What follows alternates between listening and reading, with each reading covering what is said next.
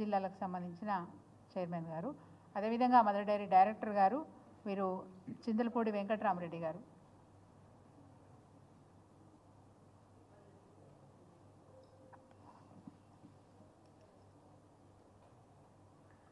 నిన్న మా ఆలేరు నియోజకవర్గంలో ఆలేరు మార్కెట్ కమిటీ ప్రమాణ స్వీకారానికి గౌరవనీయులు మంత్రి గారు కోమటిరెడ్డి వెంకటరెడ్డి గారు హాజరవ్వడమే కాకుండా ఆయనకు నోటికొచ్చిన వ్యాఖ్యానాలు చేసిపోయినారు. కేసీఆర్ గారి గురించి, కేటీఆర్ గారి గురించి, హరీష్ రావు గారి గురించి, కవిత గారి గురించి మాట్లాడారు. ఆ సందర్భాన్ని బట్టే ఈరోజు నేను మీ ముందుకు వచ్చాను. కోమటిరెడ్డి వెంకటరెడ్డి గారు పెద్ద పెద్ద కలలు కంటున్నారు. బీఆర్ఎస్ పార్టీ ఆగమైపోతుంది, బీఆర్ఎస్ పార్టీ బంద్ అయిపోతుంది. ఆయన మాటలు చాలా విచిత్రంగా అనిపిస్తున్నాయి. బీఆర్ఎస్ పార్టీని అంతం చేయడం కోమటిరెడ్డి కాదు కదా, ఆయన తాతను ఆయన జేజమ్మ తరం కూడా కాదనే మాట స్పష్టంగా చెప్తా ఉన్నాను. వారు బీఆర్ఎస్ పార్టీ గురించి కాదు, ముందు వారి కుటుంబ విషయాల్లో ఉన్న వివాదాలను తెలుసుకోమని చెప్పి నేను వారికి సలహా ఇస్తూ ఉన్నాను. ముందు వాటి మీద దృష్టి పెట్టండి, వాటిని పరిష్కరించుకోండి. ముఖ్యంగా వారి పార్టీ కుటుంబ సభ్యుల మధ్యలో ఉన్న విభేదాలని కూడా పరిష్కరించుకోమని చెప్తా ఉన్నాను. ఈవెన్ ఉమ్మడి నల్గొండ జిల్లాలో కూడా వారి పార్టీ కుటుంబంలో సఖ్యత లేదు, విభేదాలు ఉన్నాయి. వాటిని పరిష్కరించుకునే విషయంలో మీరు దృష్టి పెట్టాల్సిందిగా కోరుతా ఉన్నాను. నేను అనేక మాటలు వాళ్ళు మాట్లాడారు. ప్రభాకర్ రావు గారు అమెరికా పోతే రావద్దు, నువ్వు ఇక్కడే ఉండని చెప్పి ముందుగా హరీష్ రావు పోయి చెప్పొచ్చినారు, తర్వాత కేటీఆర్ గారు పోయి చెప్పొచ్చినారు అనే మాట నిన్న వారు మాట్లాడారు. ఆ తర్వాత రేవంత్ రెడ్డి గారు పోయినారు కదా, మరి ఏమని బతిలాడొచ్చినారు? ఆ తర్వాత ముఖ్యమంత్రి గారు రేవంత్ రెడ్డి గారు కూడా పోయి వచ్చినారు. వీరిద్దరు పోయి వచ్చిన తర్వాత మరి రేవంత్ రెడ్డి గారు ఏమని పోయి కలిసి వచ్చారు, ఏమని మాట్లాడొచ్చారు? అవి తెలిసినప్పుడు ఇవి తెలియదా కోమటిరెడ్డి వెంకటరెడ్డి గారు అని అడుగుతా ఉన్నాను. ఇద్దరు కదా కుమ్మక్కై, కాంగ్రెస్ పార్టీ బీజేపీ పార్టీ కుమ్మక్కై మరి కవిత గారిని అపనిందల పాలు చేసి జైల్లో పెట్టారు. ఆధారాలు లేవు, ఇప్పటికి కూడా ఆధారాలు చూపించలేకపోయినారు.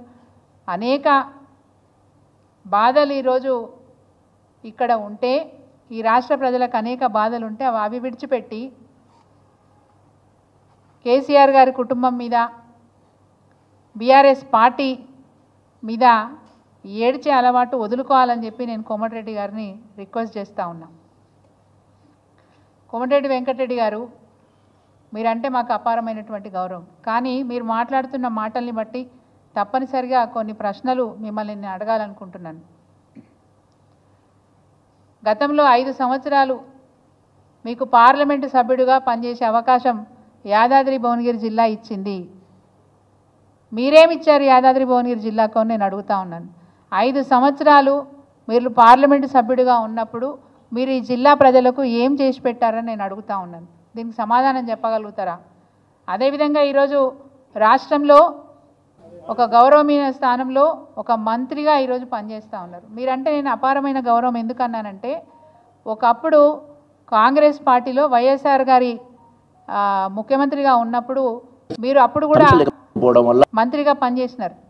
ఆ సమయంలో తెలంగాణ ఉద్యమానికి నేను కూడా మద్దతు తెలుపుతున్నా అని చెప్పి మీరు దీక్ష పూనినారు. నల్గొండ జిల్లా హెడ్ క్వార్టర్లో మీరు దీక్ష పూనితే మీ దీక్షా శిబిరానికి స్వయంగా ఈ గొంగిడి సునీత వచ్చింది.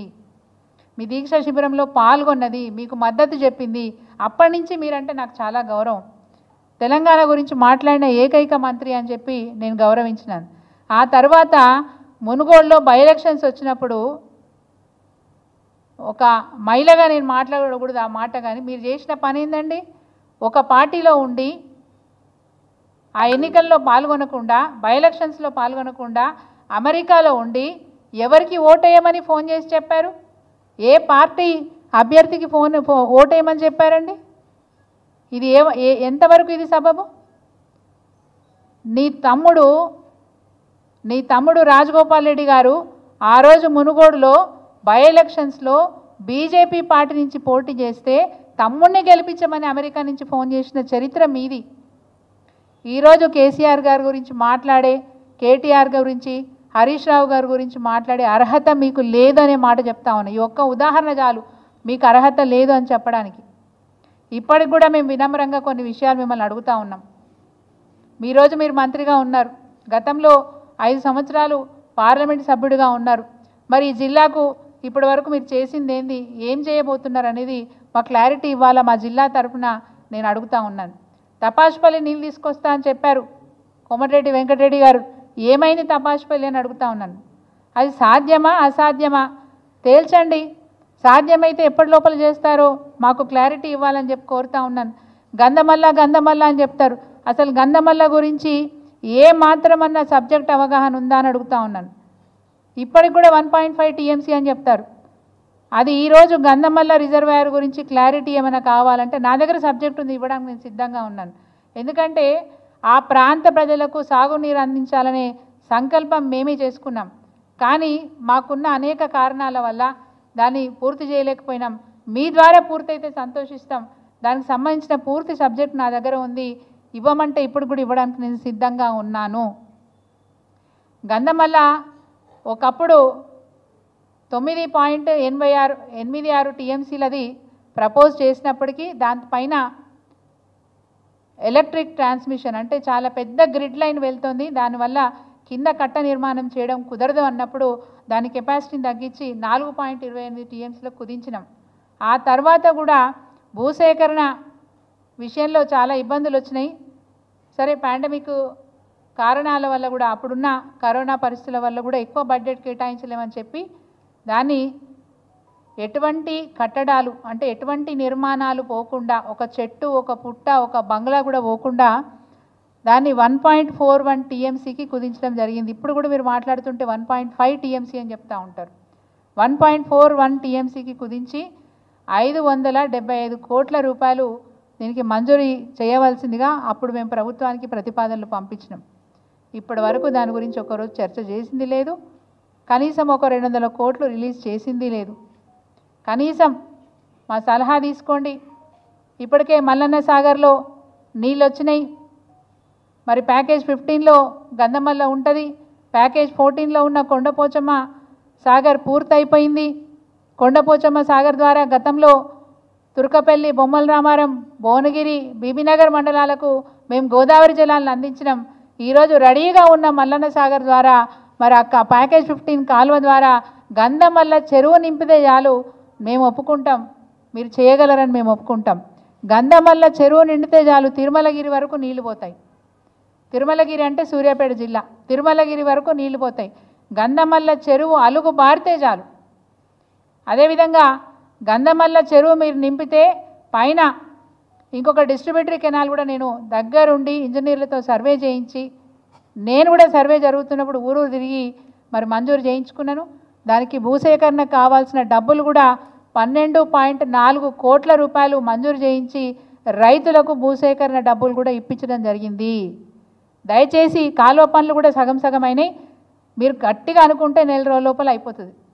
ఎందుకంటే ఆ కాంట్రాక్టర్ కూడా ఎవరో కాదు, బెకమ్ కంపెనీ వేసింది, అది ఎవరో కాదు గుత్తా సుఖేంద్ర రెడ్డి గారి సుపుత్రుడు గుత్తా అమిత్ రెడ్డి గారే దాని అది కాంట్రాక్టర్.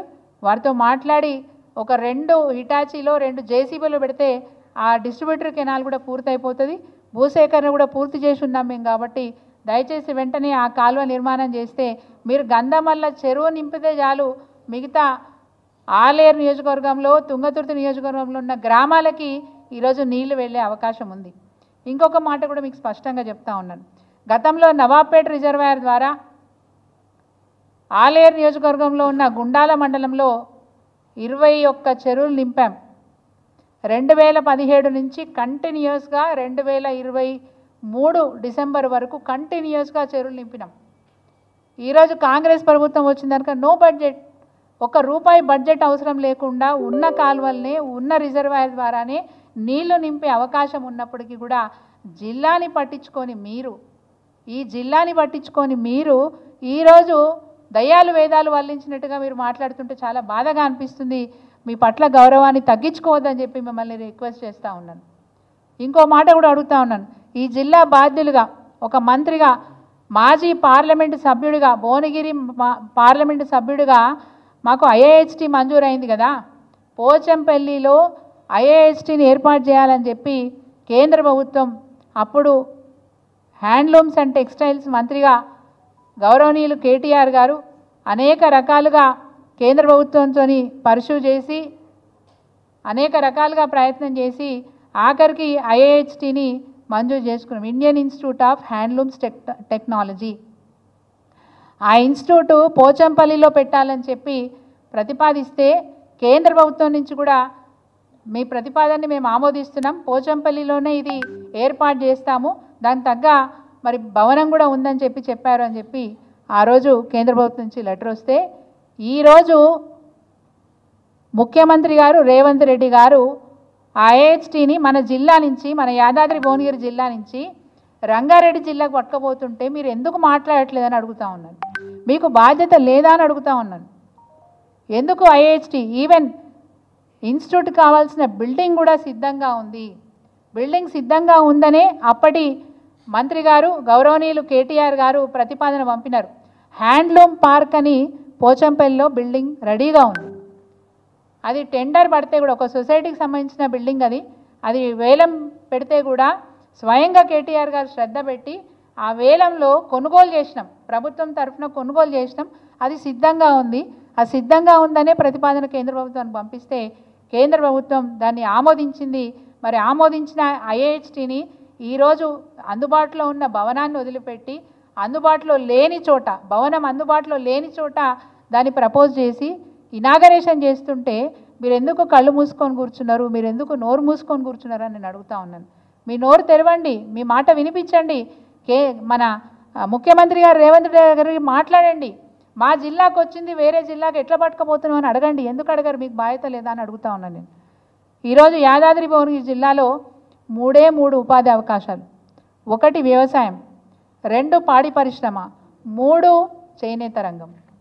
ఈ 3 రంగాలలో ఈ జిల్లా బతుకుదెరు నిడుస్తూ ఉంది.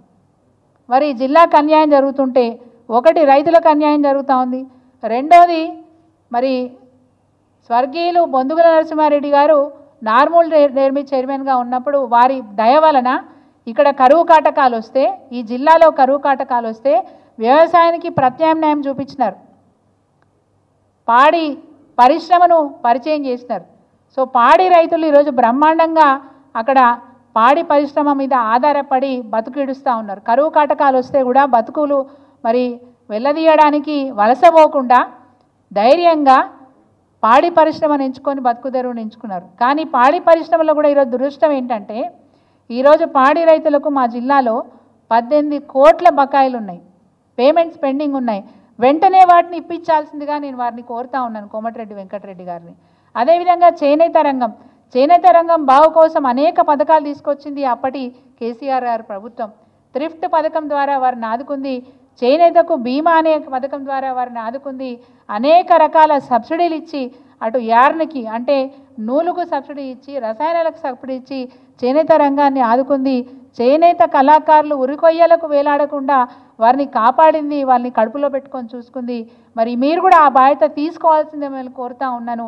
ఈరోజు పోచంపల్లిలో మంజూరైన ఐఐహెచ్టిని వెంటనే అది అమలు చేసే విధంగా రైతులకు వస్తున్న రైతు బంధు పథకం, కేసీఆర్ గారు ప్రవేశపెట్టిన రైతు బంధు పథకాన్ని అమలు చేస్తున్నామని చెప్తున్నారు, కానీ ఇప్పటికీ 2 విడతలు రానే లేదు రైతులకి. వాటి గురించి మీరు మాట్లాడాల్సిందిగా మిమ్మల్ని కోరుతా ఉన్నాను. పాడి రైతులకు బకాయిలు ఉన్న 18 కోట్లు రిలీజ్ చేయించాల్సిందిగా మిమ్మల్ని కోరుతా ఉన్నాను. ఐఐహెచ్టిని మరి మన జిల్లా నుంచి తరలిపోకుండా యాదాద్రి భువనగిరి జిల్లాలో ఉండేటట్లుగా మీ ప్రయత్నం మీరు చేయాలని చెప్పి, ఇక్కడున్న చేనేత కార్మికులకు మీరు అండగా ఉండాలని చెప్పి నేను వారిని వినమ్రంగా కోరుతా ఉన్నాను. ఐఐహెచ్టికి సంబంధించిన మరి అనేక అంశాల పట్ల గతంలో కేటీఆర్ గారు గౌరవనీయులు అప్పటి మా మంత్రి గారు ఇప్పటి శాసనసభ్యులు వారు ఏవేవైతే కరెస్పాండెన్స్ మరి కేంద్ర ప్రభుత్వానికి చేసినారో అదేవిధంగా ఏ విధంగా మంజూరు అయినాయో అవన్నీ కూడా స్పష్టంగా మా దగ్గర ఆ కమ్యూనికేషన్ అంతా కూడా మా దగ్గర ఉంది. కావాలంటే మన మంత్రి గారు కోమటిరెడ్డి గారికి పంపమన్నా నేను ఈ కాపీలు పంపడానికి సిద్ధంగా ఉన్నాను. మరి ఆ విధంగా మంజూరు చేయించుకొచ్చిన ఐఐహెచ్టిని జిల్లా నుంచి వెళ్లకుండా మీరు ప్రయత్నం చేయాలని చెప్పి వారి వినమ్రంగా కోరుతా ఉన్నాను. 2వ విషయం, మెడికల్ కాలేజ్. యాదాద్రికి మెడికల్ కాలేజు మంజూరైంది. అప్పటి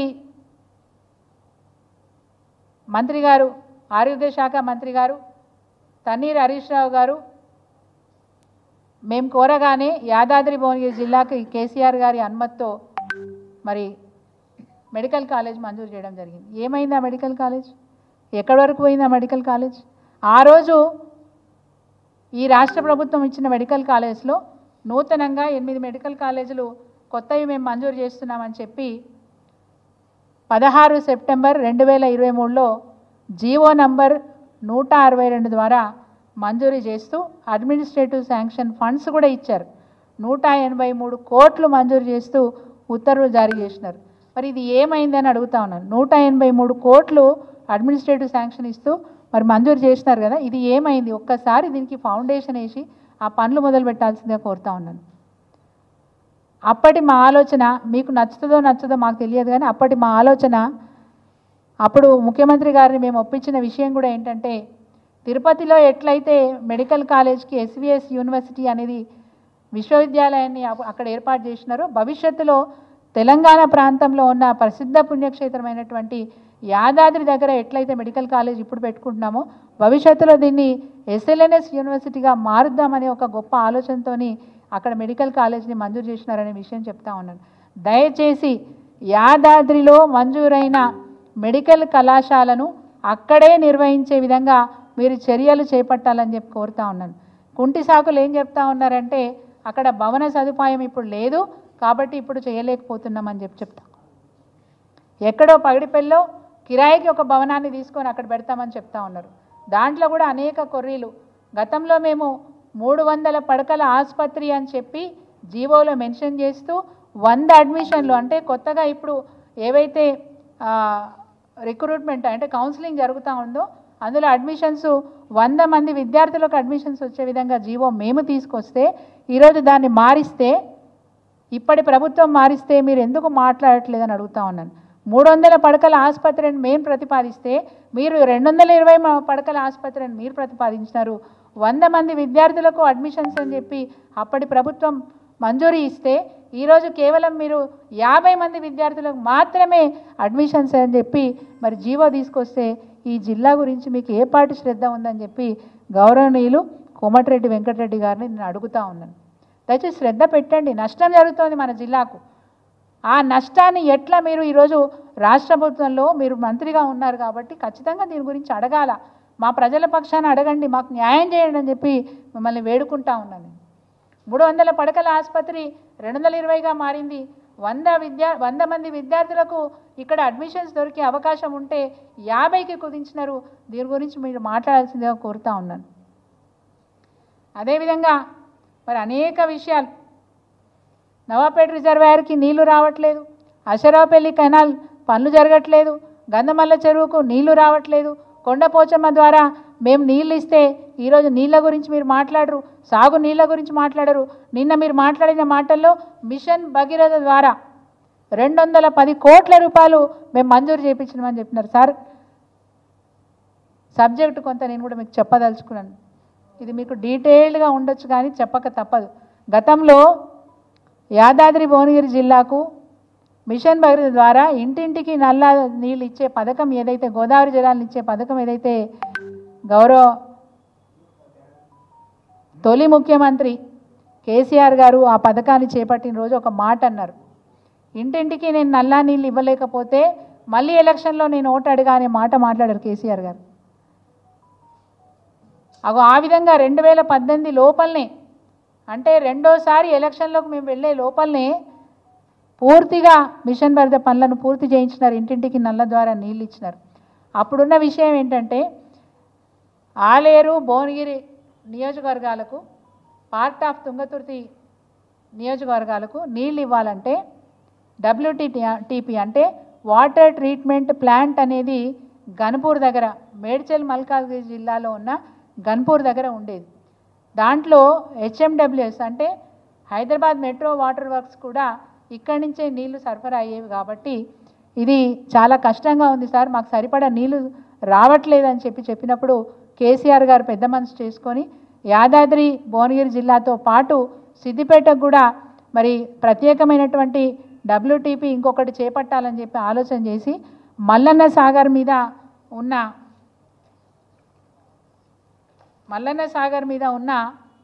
మంగోల్ దగ్గర అంటే కొండపాక మండలంలో మంగోల్ దగ్గర 540 MLD కెపాసిటీతోని అక్కడ వాటర్ ట్రీట్మెంట్ ప్లాంట్ని మంజూరు చేయడం కాదు నిర్మాణం కూడా చేసి ఉన్నారు.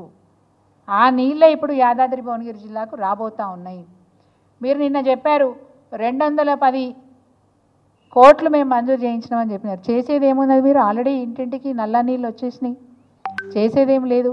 కేవలం అక్కడి నుంచి గన్పూర్ నుంచి కనెక్షన్ ఇప్పుడు ఇక్కడ మంగోల్ కొండపాక నుంచి తీసుకుంటున్నాం కాబట్టి 12 కిలోమీటర్ల పైప్ లైన్ మాత్రమే వేయవలసి ఉన్నది. అది ఎంతసేపట్లో వేస్తారు? ఎన్ని రోజులు పడుతుంది? ఎంత సమయం పడుతుంది? 9 నెలలు అయింది మీరు ప్రభుత్వంలోకి వచ్చి. నిన్న మీరే మాట్లాడారు, ఒప్పుకున్నారు. 3 నెలలు ఎలక్షన్లోనే గడిచిపోయింది మాకన్నారు. గ్రౌండ్ లెవెల్లో అయ్యే పనికి ఎలక్షన్స్కి సంబంధం ఏముంది? సరే 3 నెలలు పోతే 6 నెలల కాలం అయితే మీ చేతిలో ఉండే కదా. మరి 6 నెలల కాలంలో ఎంతవరకు పనులు పురోగమనంలోకి వచ్చినాయని అడుగుతూ ఉన్నాను. ఇప్పటికైనా త్వరితగతంగా చెప్పుకోవడం కాదు, చేతల్లో చూపించండి మీ మాటలని చెప్పి నేను కోరుతా ఉన్నాను. అదేవిధంగా మిషన్ భగీరథ అప్పుడు నీతి ఆయోగే గొప్పగా వర్ణించింది.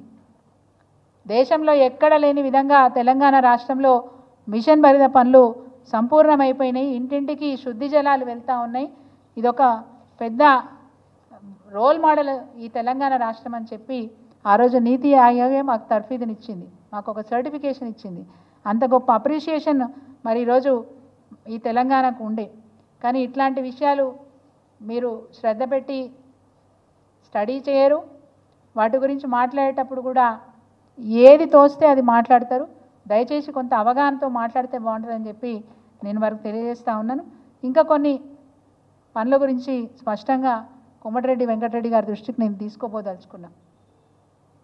అయ్యా, గతంలో యాయరుగుట్టకు భక్తులు పెరుగుతూ ఉంటారు, చెత్తా చెదారం పెరుగుతూ ఉంటుంది.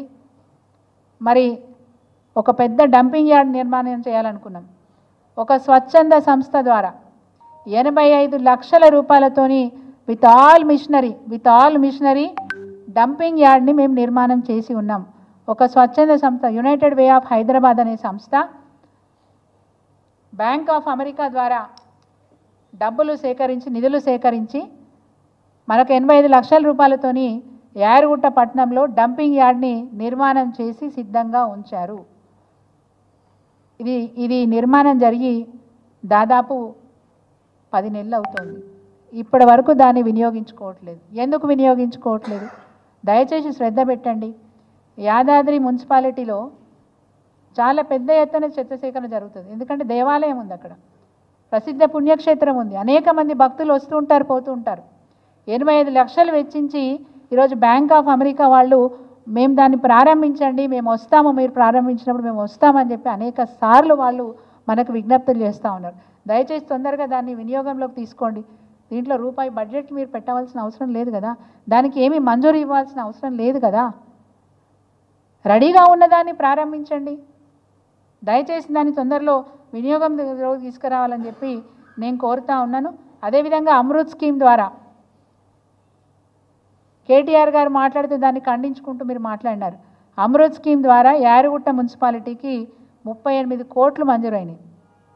ఆలేరు మున్సిపాలిటీకి, ఇది కేవలం నా నియోజకవర్గంలో నాకున్న సమాచారమే నేను మాట్లాడుతూ ఉన్నాను, 14 కోట్లు మంజూరైనాయి.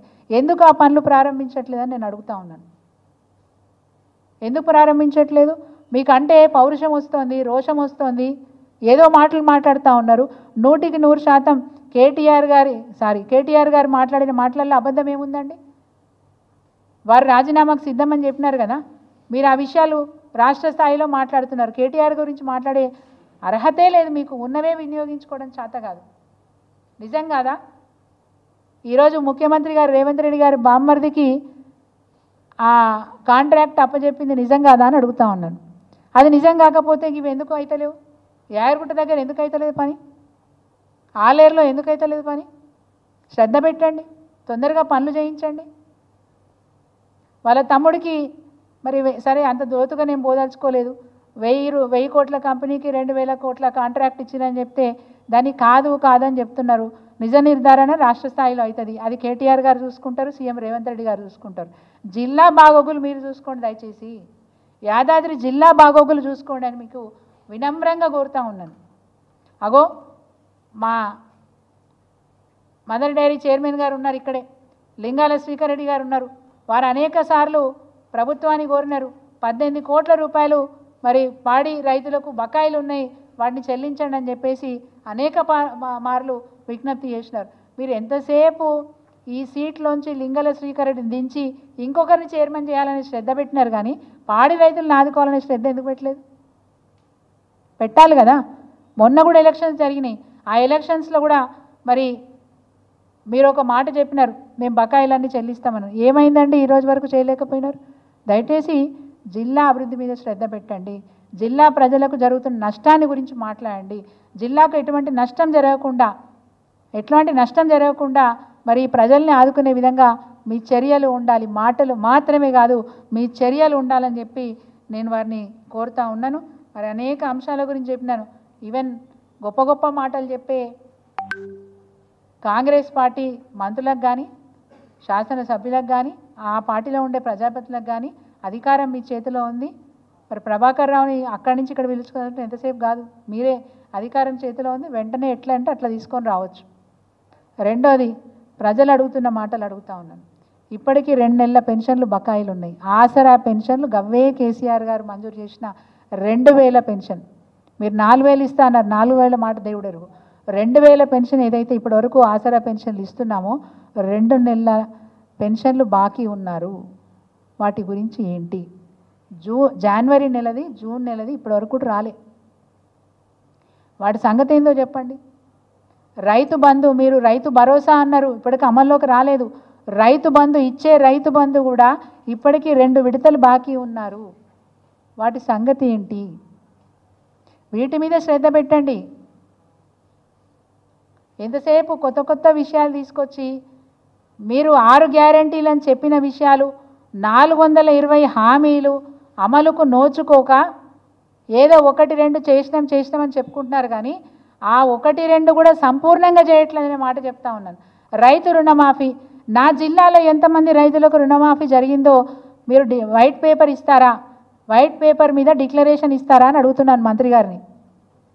యాదాద్రి భువనగిరి జిల్లాలో ఎంతమంది రైతులకు, అర్హత గల రైతులకు ఎంతమందికి మీరు రుణమాఫీ ఇచ్చారో డిక్లరేషన్ ఇస్తారా అని అడుగుతా ఉన్నాను. రైతు రుణమాఫీ సంపూర్ణంగా జరగలేదు. శ్వేతపత్రాన్ని రిలీజ్ చేయండి. అంతేగాని ఏవో రాజకీయాలు మాట్లాడి మసిపూసి మారేడుగాయ చేసి ఆల్రెడీ మంజూరైన ఇన్స్టిట్యూట్స్ని వేరే వైపు వెళ్ళిపోతూ ఉంటే కళ్ళకు గంతలు కట్టుకున్నట్టుగా నటిస్తూ ఈ జిల్లాకి నష్టం జరుగుతుంది కదా. ఈ జిల్లా గురించి శ్రద్ధ పెట్టండి దయచేసి. కోమటిరెడ్డి వెంకటరెడ్డి గారు, ఎందుకు ఈ మాట అడుగుతున్నా, నీకేం అర్హత ఉందని నన్ను అంటే అడగవచ్చు.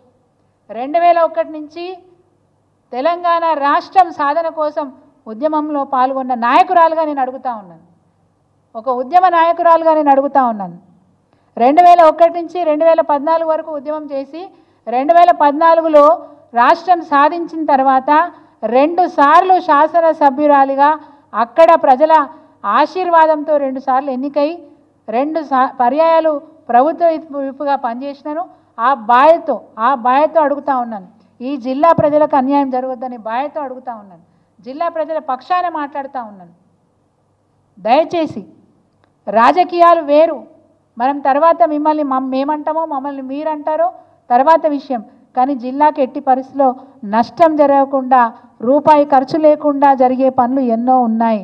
వాటి మీద శ్రద్ధ పెట్టాల్సిందిగా మిమ్మల్ని కోరుతూ, మరి తప్పకుండా నాకైతే ఆశ ఉంది, కోమటిరెడ్డి వెంకటరెడ్డి గారికి మంచి సలహాలు ఇస్తే చాలా బాగా పనిచేస్తారు. వారి మీద నాకు విశ్వాసం ఉంది. తప్పకుండా ఈ పనులన్నీ చేసి పెడతారని నేను అనుకుంటున్నా. ఐఐహెచ్టీ కావచ్చు, మెడికల్ కాలేజ్ కావచ్చు, మరి డైరీ ఫార్మర్స్కి ఇవ్వాల్సిన బకాయిలు చెల్లింపుల విషయంలో కావచ్చు, అదేవిధంగా నవాబ్పేట రిజర్వాయర్ ద్వారా అందించే నీళ్లు కావచ్చు, గంధమల్ల చెరువు ద్వారా మరి నియోజకవర్గానికి అందించే సాగునీరు కావచ్చు, ఇవన్నీ కూడా త్వరితగతిన పూర్తి చేస్తారని ఆశాభావాన్ని నేను వ్యక్తం చేస్తూ ఉన్నాను. తపాష్పల్లి గురించి మేము సాధ్యపడదనుకున్నాం. మీరు సాధ్యమైతే నేను నీళ్ళు తీసుకొస్తాను, మీరు మాట ఇచ్చినారు. ఆ తపాసుపల్లి ద్వారా అందించే మరి సాగునీరు కూడా ఏ మేరకు ఎంతవరకు వచ్చిందో ఎంత తొందరగా దాని మీద శ్రద్ధ పెట్టి మీరు ఆ నీళ్ళని తీసుకొస్తే ఇంకా ఇంకా సంతోషపడతామని చెప్పి ఈ సందర్భంగా తెలియజేస్తూ మరి అవకాశం ఇచ్చినందుకు మీ అందరికీ కూడా ధన్యవాదాలు. తప్పకుండా మా జిల్లా ప్రజల ఆశలు ఆశయాలు గతంలో తెలంగాణ రాష్ట్ర సమితి ప్రభుత్వంలో ఉన్నప్పుడు ఏవైతే అభివృద్ధి కార్యక్రమాలు అక్కడ చేపట్టిందో ఆ ఫలాలు అక్కడి ప్రజలకు అందించాలని చెప్పి వినమ్రంగా కోరుకుంటూ నేను సెలవు తీసుకుంటున్నా. జై తెలంగాణ, జై బీఆర్ఎస్, జై కేసీఆర్.